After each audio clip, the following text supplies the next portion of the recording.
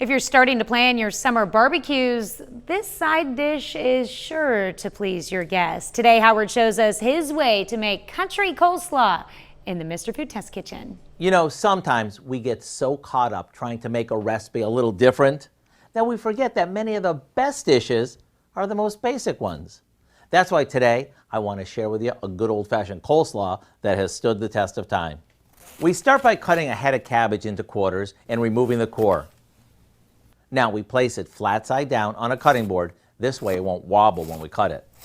Then with a sharp knife, we carefully shred it. If you want, you could even make this with a bag of pre-shredded cabbage right from the market. Either way, we add a shredded carrot along with thinly cut strips of green pepper. Now for the part that makes this all come together, we combine some mayonnaise, lemon juice, a bit of sugar, and a little salt. After mixing it, we toss this with the cabbage. I actually learned that the key to making really good coleslaw is to mix it with your hands. But that's up to you.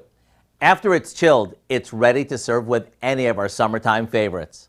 What makes this so good is that it has just the right balance of tartness to creaminess. As always, the recipe for our country coleslaw is online now. I'm Howard with Kelly in the Mr. Food Test Kitchen, where today we found an old-fashioned way for you to say, ooh, it's so good.